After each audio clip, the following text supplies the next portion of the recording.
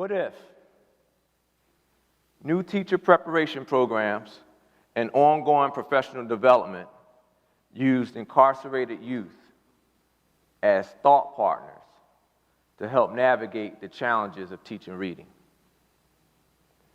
Now, some of you may be thinking that's a far-fetched idea. Others, perhaps, may be thinking crime when you think about incarcerated youth. But after working decades as a principal and with incarcerated youth and examining public education through the perspective of incarcerated youth, I am convinced the teaching of reading in a way that utilizes incarcerated youth's experiences with school failures and reading problems could be our best hope to keep more students in school. But let me be transparent. I haven't always believed this. After graduating from college with a bachelor's degree in physical education, I took a teaching position, teaching physical education at a juvenile correctional facility. My aspiration was to pursue a career in sports management, and teaching was just going to be a stopgap. While I enjoyed teaching physical education, I also coached the basketball team and taking graduate classes in the evening towards earning a degree in sports management. My aspiration was challenged by an experience that remains very personal. You see, on days that the school principal was away from the school building, the assistant principal would take over, and he would often ask me to assist him. And on those days, I kept an eye on teachers, student behaviors, instructional activities, and the interactions between students and teachers. But what I observed in the classrooms was not the physically strong, athletic, coarse, or fearless boys from my physical education classes. Instead, I saw the same boys who were so pathetically uneducated to the point of they were fearful of the classroom. Now, mostly black boys, they could not read or write. Some of them could not spell their first or last names. Some of them did not know their letters or sounds.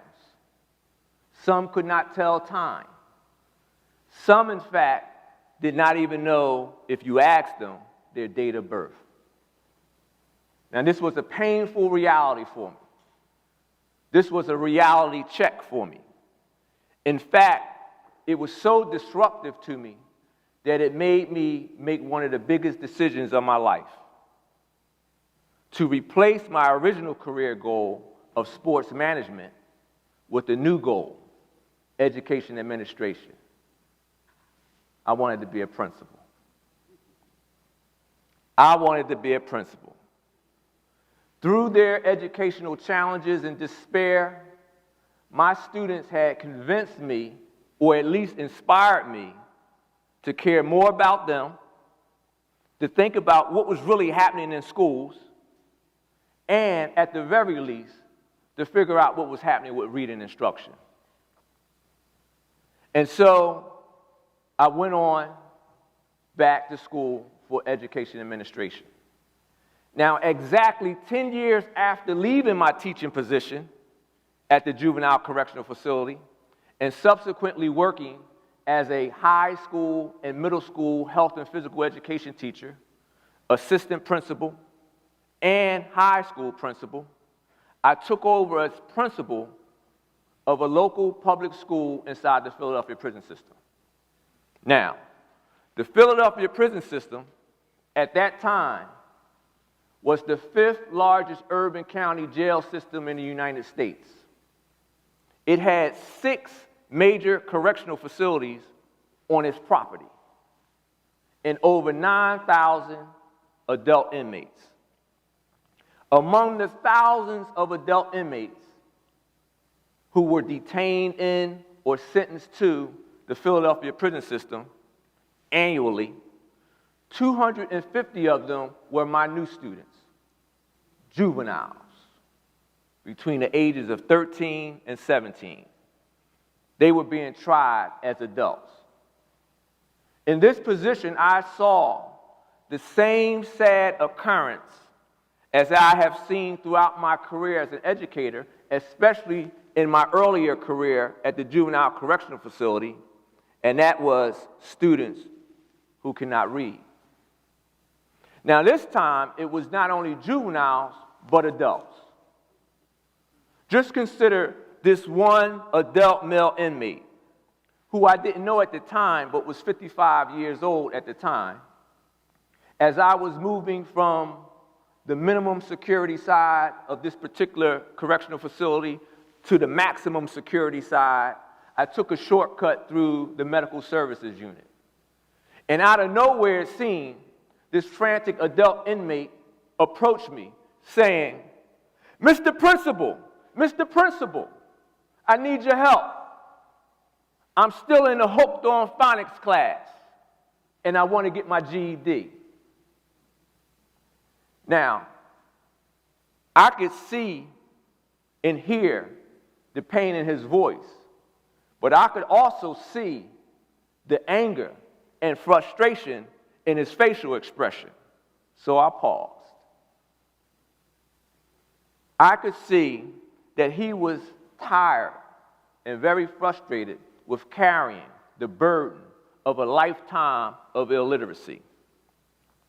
Consider yet another student, a juvenile, 16 years old, who, when I was on his cell block, he approached me calmly, but yet boldly, and said, Mr. Pelzer, I'm going to quit school. I said, son, why would you quit school?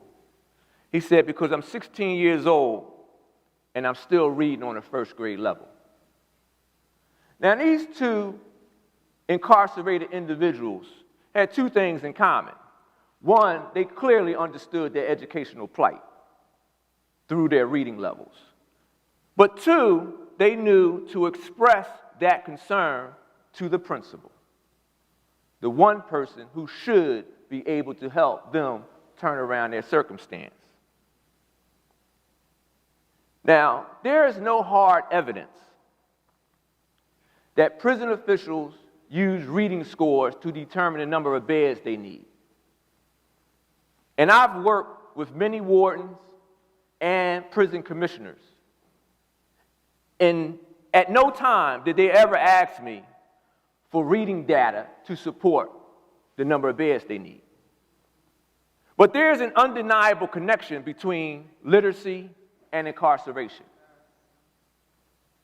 In fact, literacy stats and data and empirical studies confirm this connection of low-level literacy and involvement in the juvenile justice system.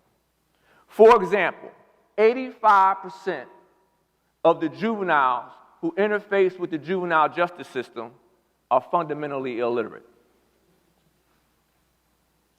40% of juvenile offenders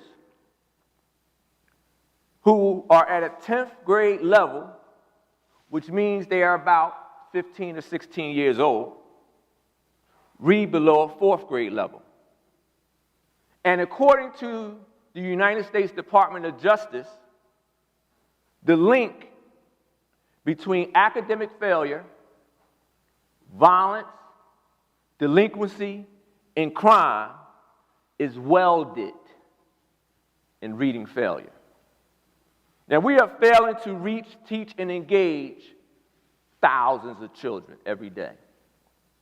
By 3rd grade, they should be making the transition from learning to read to reading to learn. Now, I'm not the only one who believes this.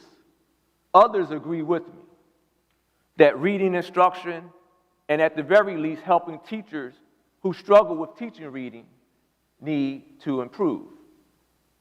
Teachers, principals, college officials, government officials all agree with me. For example, an elementary school principal in the Bronx in 2016 told a CNN reporter that she had spent the past 10 years trying to find ways to help her teachers teach reading. She also indicated that it was the teacher preparation programs that weren't doing a good job. Former U.S. Secretary of Education Arne Duncan also indicated in an open letter to college presidents that teacher preparation programs weren't rigorous enough, nor were they keeping up with the times. A group of college deans got together and did a study to link low teacher preparedness and low performing public schools. And in that study, they found that only 39% of the included elementary education teacher preparation programs taught their undergraduate students all 5 components of reading: phonics, phonemic awareness, comprehension, fluency, vocabulary development. South Carolina and Florida and other states are tackling this problem head on.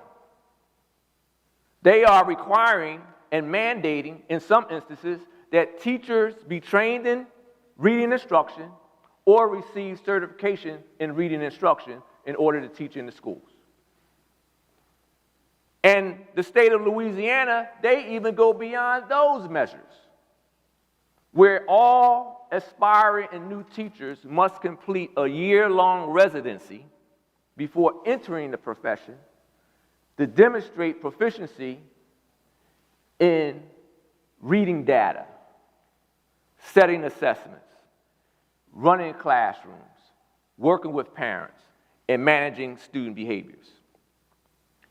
Now, you may agree with me, but I strongly believe if we increase and improve reading instruction and help teachers who struggle with teaching reading, we will increase the graduation rate.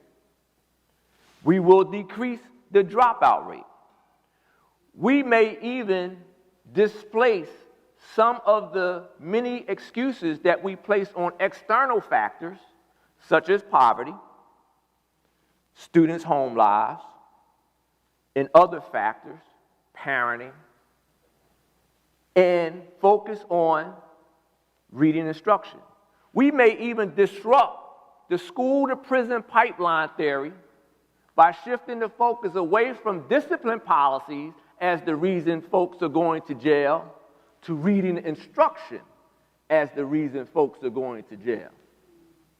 And we could affect the lives of black children and their families by eliminating the student achievement gap, which, as we all know, is an ever-persisting problem that seems to only affect black children.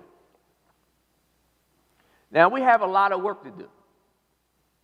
I believe the desire to express reading problems and school failures is common among incarcerated youth. And there is an extraordinary number of incarcerated youth around the world. The United Nations Children's Fund estimates that there is more than 1 million incarcerated youth around the globe. According to juvenile justice system records, the United States incarcerates more of its youth than any other country in the world. And on any given day, 50 to 60,000 young people are locked up in juvenile jails and prisons.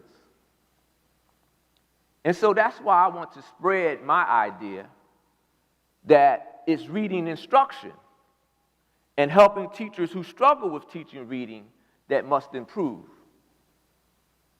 But accomplishing this goal requires implementing changes within the university-based teacher preparation programs.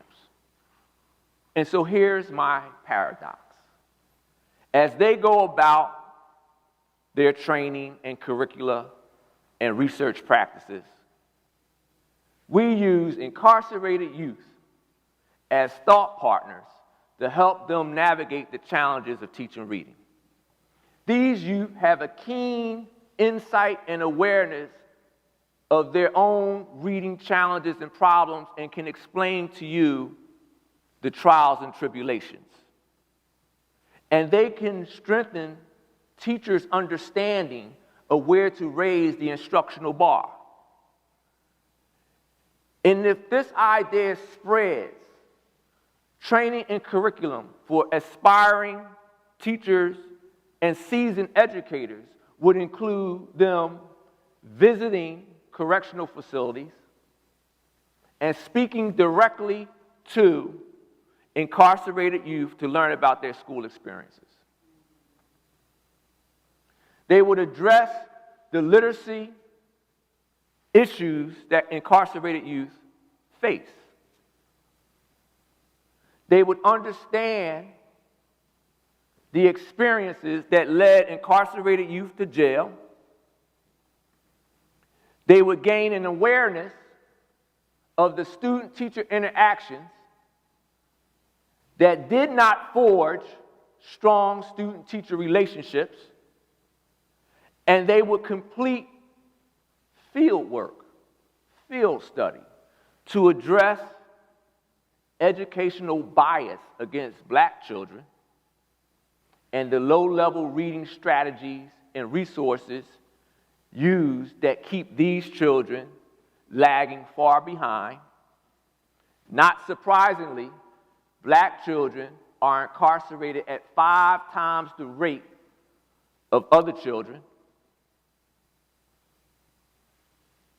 Partnering with incarcerated youth in the process of teacher preparation will accentuate the national conversation about reading instruction. It will inspire intentionality and urgency for reading practices. And it would offer professional learning to all educators of all levels that is steeped in a new, unconventional perspective, that of incarcerated youth. So I ask you, in your own lives, to find a way to be part of the action of improving reading instruction. And when you think about reading instruction, think about incarcerated youth. Thank you.